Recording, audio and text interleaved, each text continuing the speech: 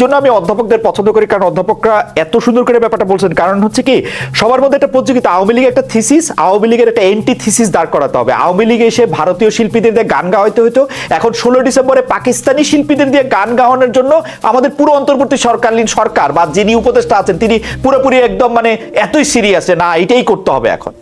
মানে এই এক্স্যাক্টলি এই জিনিসটা নিয়েই হচ্ছে যে তারা আগে থেকে। আমি একটু নূরের কাছে ব্যাপারটা একটু জানতে চাইবো যে নূর, এইটাকে আপনি আসলে কিভাবে দেখেন যে আওয়ামী লীগের থিসিসটার অ্যাবসলিউট অ্যান্টিথিসিস, এবং এর ফলে কি চাপা পড়তেছে আপনি দেখেন।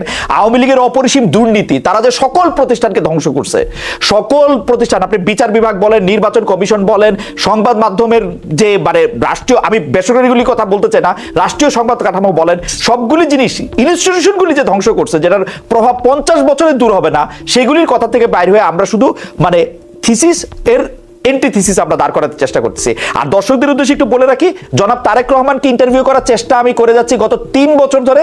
জনাব তারেক রহমান এটা ভালো করে জানেন। জনাব তারেক রহমানের সঙ্গে আমার কথা হয়েছে, তিনি টেলিভিশনে বা ক্যামেরার সামনে কথা বলতে চান না। এটা আমার, যখন উনি নিষিদ্ধ ছিলেন তখন থেকে শুরু করে এখন পর্যন্ত তার সাথে কথা বলতে আমি চেষ্টা করে যাচ্ছি। সুতরাং তাকে আমি ইন্টারভিউ করি না, ব্যাপারটা এরকম না। তিনি আমার ইন্টারভিউ দেন নাই। জনাব নুরুল হক নূর, আপনার কাছে একটু জানতে চাইবো যে এই আওয়ামী লীগের থিসিসের এন্টি থিসিসটা কেন? এটা কথা সঠিক যে ধরেন দীর্ঘদিন ধরে তো এখানে ন্যাশনাল ইন্টারন্যাশনালি একটা ন্যারেটিভ তৈরি করার চেষ্টা করা হয়েছে যে আওয়ামী লীগ একটা সেকুলার পার্টি, আওয়ামী লীগ একটা অসাম্প্রদায়িক চেতনায় বিশ্বাস করে, কাজী আওয়ামী লীগ ক্ষমতায় না থাকলে এইখানে ধর্মান্ধ বা উগ্র গোষ্ঠীর উত্থান হবে এবং একটা সাম্প্রদায়িক পরিস্থিতি সৃষ্টি হবে, যেটা এই সরকারের পতনের পরপর ইন্ডিয়ান মিডিয়াগুলো খুব জোরে সোরে প্রচার করেছে। এবং ট্রাম্পও দেখেছেন যে নির্বাচনের আগে কিন্তু স্ট্যাটাস দিয়ে টুইটারে বলেছিল যে বাংলাদেশে মাইনরিটি, বিশেষ করে হিন্দু খ্রিস্টান এদের উপরে নির্যাতন হচ্ছে। অথচ আপনি যদি দেখেন কিছু হিন্দুদের ঘটনা এসেছে, যদিও সেগুলো পলিটিক্যাল, সেগুলোর সাথে রিলিজিয়াস কোনো সম্পর্ক নাই, আর খ্রিস্টানদের সাথে এরকম কোনো ঘটনাই ঘটে নাই।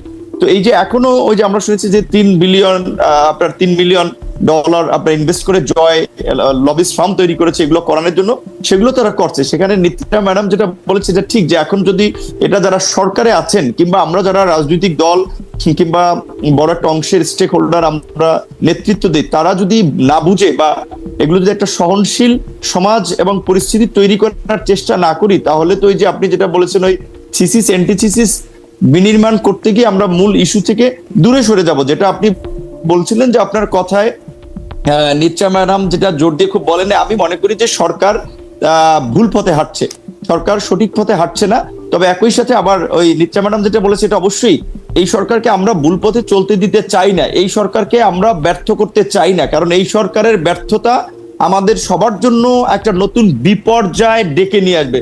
কাজেই এই সরকারকে সফল করতে হবে। এবং এটা ঠিক যে আমার কিংবা নিত্যা ম্যাডামের কিংবা আপনার এই সরকারে যারা আছে তাদের সাথে অন্তত পরিচয় আছে, জানাশোনা আছে, অন্তত তাদেরকে একটা কথা আমরা বলতে পারবো, ভাই এটা করতেছেন, এটা সঠিক হচ্ছে না, এটা ভুল পথে হাঁটছেন, তাদেরকে সঠিক পথে রাখা লাগবে। যার জন্য আমরা বলছি একটা জাতীয় সরকার হলে, জাতীয় ঐক্যমত্যের সরকার হলে তাদের জন্য ভালো হতো। এখন সরকারেরও আবার কিছু কাছের লোকজন বা সরকারের মধ্যে আছে, তারা একটা প্রতিযোগিতা করতে গিয়ে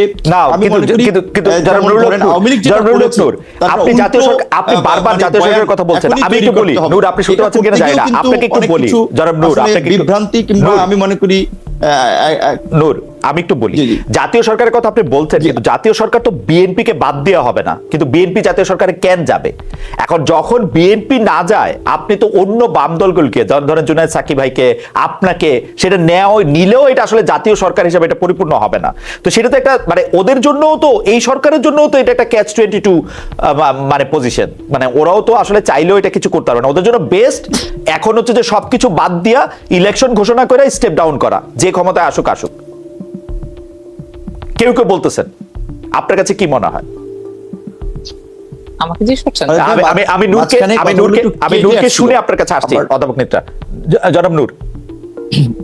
জি, জাতীয় সরকারের কি বিষয় একটু কেটে আসছিল মাঝখানে।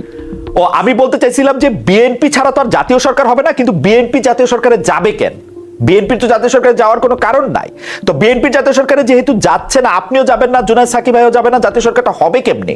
মানে ওরা যাই করুক, এটা তার জাতীয় সরকার করার ওদের আর কোনো উপায় নাই। মানে তো ওদের ইচ্ছা অনিচ্ছার উপর ডিপেন্ড করে না যে ওরা 2টা মন্ত্রী বেশি পাওয়ার জন্য জাতীয় সরকার করে নাই। এখন আমার বিবেচনায় এবং কেউ কেউ বলতেছেন এটা যে এখন ওদের উচিত ইলেকশনটা দিয়া, কেউ মানে কি গুরুত্বপূর্ণ লোকরা, ডক্টর শাহদিন মালিক, আমি ওই দিন শুনলাম যে তারা খুব গুরুত্ব দিয়ে বলতেছেন যে এখনই তাদের ইলেকশন ঘোষণা করে তাদের স্টেপ ডাউন করা উচিত, তাদের একটা রোড ম্যাপ ঘোষণা করা উচিত, এবং যা কিছু কাজ সব পলিটিক্যাল পার্টিরই করা উচিত। আপনি এটা নিয়ে একটু বলেন, আমরা তারপর অধ্যাপক নিত্যাকে একটু শুনবো এটা নিয়ে।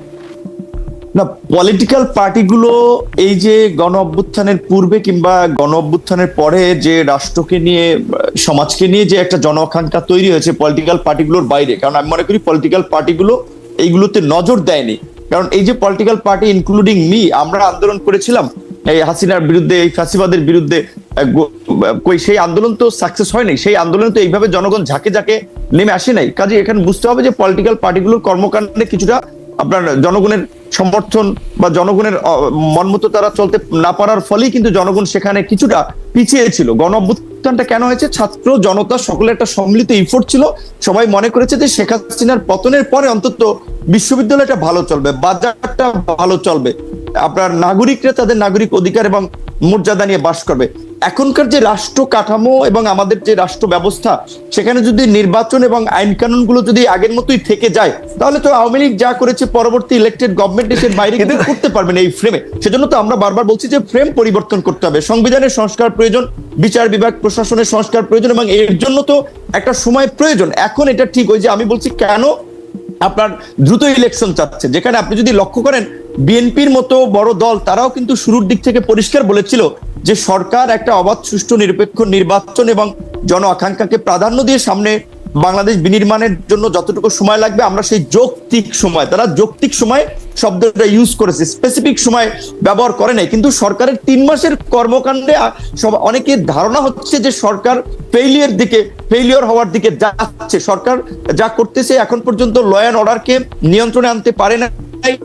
এখনো বিদেশিরা কনসার্ন যে এখানে নিরাপত্তা নাই, ইনভেস্টমেন্ট তো পরের কথা, এখানে ভিজিটররাও অনেকে আসতে ভয় পাচ্ছে, সাংবাদিকরাও অনেকে কভার করতে আসতে ভয় পাচ্ছে। তো এই অবস্থা যদি চলতে থাকে তাহলে তো বাংলাদেশ বড় ধরনের ক্ষতির সম্মুখীন হবে। আমাদের যে রপ্তানির আপনার বড় একটা সেক্টর, গার্মেন্টস সেক্টর, যে অস্থিরতা, এই কারণে কিন্তু অনেকে বলছে যে ভঙ্গুর অর্থনৈতিক ব্যবস্থায় সরকার যদি দীর্ঘায়িত হয় তাহলে আপনার দেশে সংকট বাড়তে পারে। সেই জায়গা থেকে এখন দ্রুত নির্বাচন দিয়ে একটা ইলেক্টেড গভর্নমেন্টের হাতে ক্ষমতা দিয়েই তাদের বিদায় নেওয়াটা ভালো হবে। কারণ সরকারের আপনাকে ধন্যবাদ।